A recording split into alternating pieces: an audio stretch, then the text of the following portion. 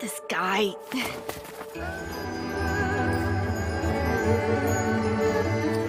What do you think about this scene? Why do you think he pulled Maomao's hand? Some say it was to annoy her, to drag her into the show she proposed. Others says it could be a signal for her to stay and see him perform. Or it could be to get comfort from her just for a little while longer. But since we don't get to see his point of views, we can't really be sure. However, there is another scene similar to this one where he holds Maomao's hand to recharge, since she is probably the powerhouse of his cells. The scene is from volume 11, so before we talk about it, we have to know what's going on and why Jinshi felt so tired.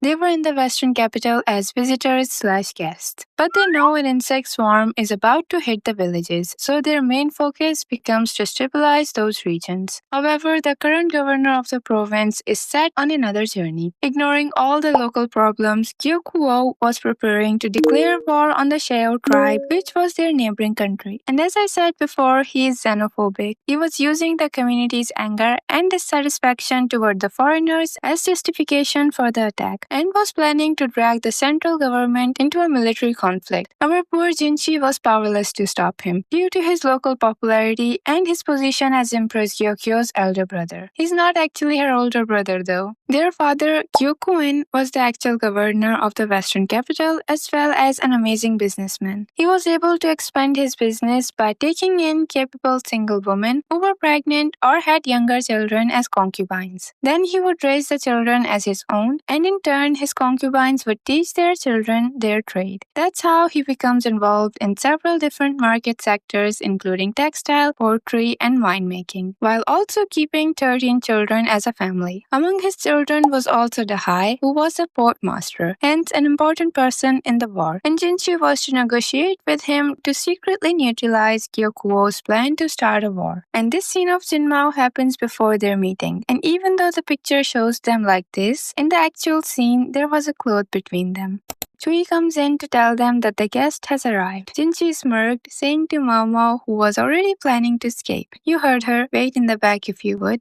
To that, Mama looked around the room. Then Chui urges her to the corner that was curtained off from the rest of the room. Behind it was a table and 2 chairs. The table was already set with tea snacks. The space was small but not cramped, and Mama found it real cozy. Then Chui asked if she would like some tea or juice, while also showing her where their extra snacks were. "Tea please," Mama replied. To me, reading the scene felt cozy as well. It was like I was invited to their tea party while we all eavesdrops on Jinshi's conversation. Chui rushes through the curtain on the other side to get some tea, while Mama heard Jinshi calling her name from the opposite end of the curtain. "I think things are going to get tiring. I need a charge," he said and poked his hand through the drapes. "A charge?" Mama asked. She studied the shelf that Chui had showed her and took a mooncake, wrapped it in paper, and pressed it to Jinshi's hand. But the mooncake dropped to the ground. The paper came off and sadly it touches the floor. Mama moved to pick it up, but her right hand was caught by Jinshi. She felt his fingers slide between hers as if to make sure she was there. But the fact that they were both using their right hands made it oddly awkward. Jinshi's long fingers pressed into the back of Mama's hand, while his palm pressed against hers. She could feel his pulse. His nails were neatly trimmed, but she could feel the dead skin on his palm. Ink stained the tip of his fingers, and there was a tiny bit of sweat on his hand. Mama's palm had started sweating as well. She was hoping to get away before it got too bad. "Sir, what are you doing?" she asked. "I told you, charging." He replied. "Charging?" Mama repeated and realized that he hadn't been talking about getting some extra sugar. She looked at the mooncake on the floor with disappointment. "I wanted to do it before I had to start pushing myself too hard," he said. "Maybe just don't push yourself too hard," Mama suggested. She breathed slowly, trying to keep her heart rate down, trying to keep the flush out of her cheek and hands. Even so, her heartbeat and the sweating got away from her, and she could feel her hand growing slick. Only the most incompetent of leaders would find that an option, I'm afraid, he says, and prove yet again that he is what their country needs but do not deserve. If you let someone else steal credit for everything you do, you don't look much like a leader anyways, Mama said. And I love the fact that both of them got angry on each other's behalf every single time. That doesn't bother me. Those who know will know, and that's enough, he said and squeezed her hand tighter. Then the quality of his voice changed. Our visitor is here, he informed her. You must pardon my intrusion, Moon Prince, a man's voice said.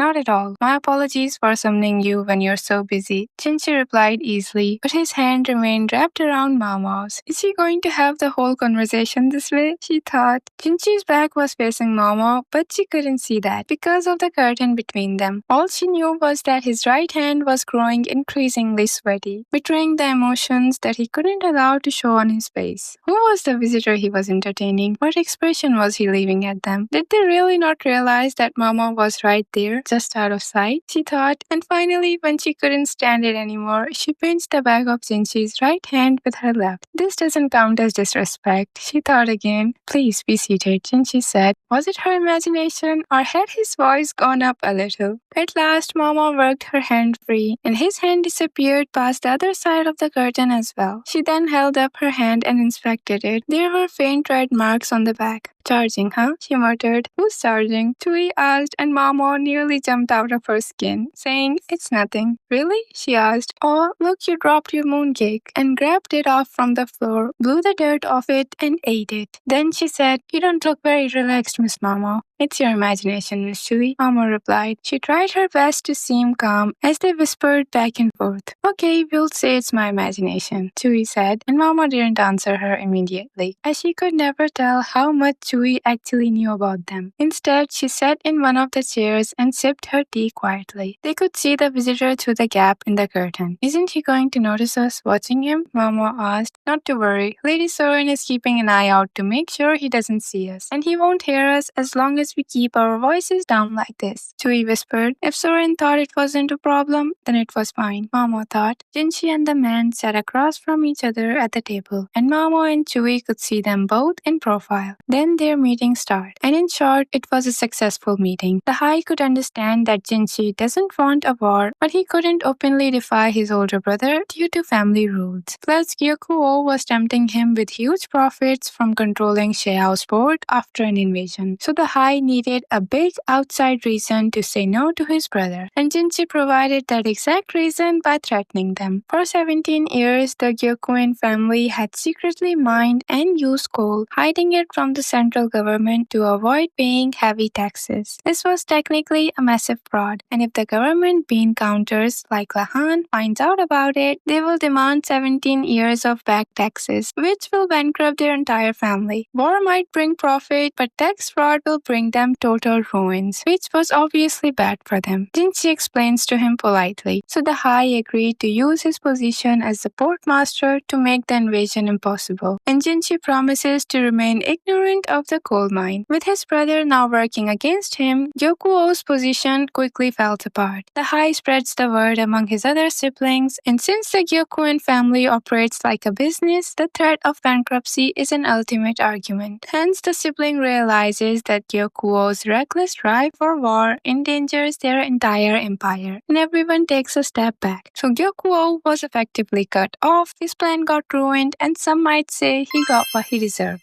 But I don't think I can explain all that in this video, so if you want me to explain the plot including Rikyusen's story, tell me in the comments. Moving back to JinMao, when I first read the charging scene, it felt like Maomao somehow unlocked something new, with the way she kept repeating his words. And later I find out that she did unlock something new that day. Maybe she realized the fact that at that time, he was not the only one charging. And maybe that's why in volume 16, she goes to him to recharge as well. It's from the epilogue, and Maomao visits Jinshi's palace after some very dramatic conversation with Gyoku-ou over his backstory and the smallpox experiment. At that time, Chui was with her, and they both agreed to keep quiet. Now as she entered the room, the aroma of dinner hits her, but she did not have much appetite. Soren noticed and told her that she needed to be well first if she were to check on Jinshi. Then she moved the greasy dishes to the side and presented her vegetables, insisting that she eats at least a little. Mama thought to herself that she was so lucky to have people care about her. Then Jinshi suggests that she could take the food food home if she wants, along with asking her to talk to him about whatever was on her mind. Maomao thinks, but she cannot tell him about the issue with Gyoku-ou, believing that her silence will protect others and prevent her problems from becoming Jinshi's responsibility. She bit her lower lip but didn't say anything. He was deeply worried about her and asked if she was alright, also asking if visiting him was burdensome. Maomao thought that it was an unnecessary thought for Jinshi to have, and with a faint smile forming on her lips, she stood up from her chair and walked over to him, asking, "Master Jinshi, may I?"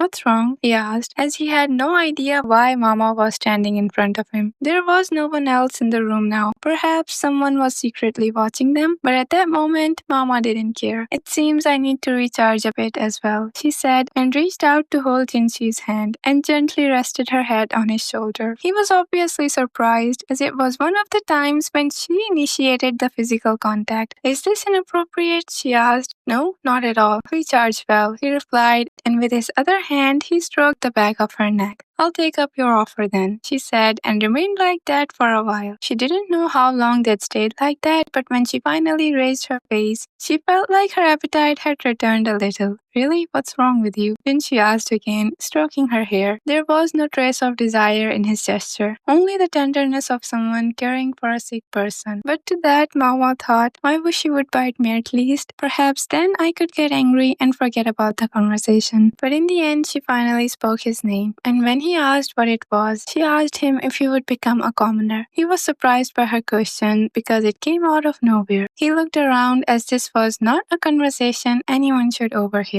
"If I could become one so easily, I would," he replied. Maomao said that it would likely be tough to earn a living, but at least the royal responsibilities would be gone. Jinshi sounded fairly pleased when he said that it was an appealing idea. But unfortunately, there is still more to the story, and they still can't have their happily ever after. Maomao turned away from him and sat back down in the chair. She ate the lighter dishes that had been prepared for her. "Let's move on," she told herself. Instead of dwelling on her worries, she decided it was better to think about how to deal with the problems once they arose. And the first thing she needed to do was to regain her energy. As she moved her chopsticks, intending to at least leave nothing on her plate, she notices Jinshi staring at her. She asked him to stop and he agrees, but despite his agreement, he continued to stare at her. Sometimes I really wish we get more of Jinshi's point of view, like what goes on in his mind and how he truly feels. But following the pattern, I guess we can confirm that when he grabbed Maomao's hand before the Moon Fairy dance as well, it was to charge himself before he gets to step onto the stage and face pressure. Or maybe I'm just looking into things too much. Tell me I'm not the only one. And their relationship here might be surprising since I skipped at least 4 volumes for this last scene, and there's a noticeable jump in their development as well. But I just couldn't resist the urge to talk about how our cat started showing her vulnerability and feelings. So I'm sorry if I spoiled too much. Anyways, that was it for the video. I hope you enjoyed it. Thank you for listening to me. Take care of yourself and goodbye.